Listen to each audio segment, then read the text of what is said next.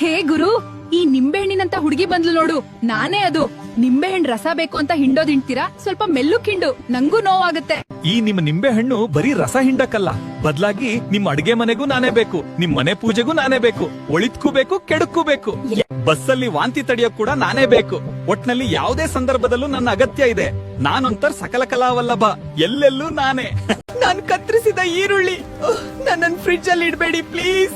ಇಲ್ಲಿದ್ರೆ ಬ್ಯಾಕ್ಟೀರಿಯಾ ಅಂಟ್ಕೋಬಹುದು, ನಿಮ್ಮ ಆರೋಗ್ಯಕ್ಕೂ ಹಾನಿ ಆಗ್ಬಹುದು. ನಾನು ಟೊಮೆಟೊ, ನನ್ನನ್ ಫ್ರಿಡ್ಜ್ ಅಲ್ಲಿ ಇಡಬೇಡಿ ಪ್ಲೀಸ್. ಇಲ್ಲಿಟ್ರೆ ನನ್ ರುಚಿ ಹಾಳಾಗುತ್ತೆ, ಪೋಷಕಾಂಶವೂ ಕಡಿಮೆ ಆಗುತ್ತೆ. ನಾನು ಬೆಳ್ಳುಳ್ಳಿ, ನನ್ನನ್ನು ಫ್ರಿಡ್ಜ್ ನಲ್ಲಿ ಇಡಬೇಡಿ. ಇಲ್ಲಿಟ್ರೆ ನಾನ್ ತೇವ ಹಿಡಿದು ಹಾಳಾಗ್ತೀನಿ, ನಿಮ್ಮ ಆರೋಗ್ಯಕ್ಕೂ ತೊಂದರೆ ಆಗ್ಬಹುದು. ನಾನು ಬಾಳೆಹಣ್ಣು, ನನ್ನನ್ನು ಫ್ರಿಡ್ಜ್ ಅಲ್ಲಿ ಇಡಬೇಡಿ ಪ್ಲೀಸ್. ಇಲ್ಲಿಟ್ರೆ ನನ್ ಸಿಪ್ಪೆ ಕಪ್ಪಾಗತ್ತೆ, ರುಚಿ ಮತ್ತು ಗುಣಮಟ್ಟ ಹಾಳಾಗತ್ತೆ. ಇಂದಿನಿಂದ ನಮ್ಮನ್ನ ಫ್ರಿಡ್ಜ್ ನಲ್ಲಿ ಇಡ್ತೀರಾ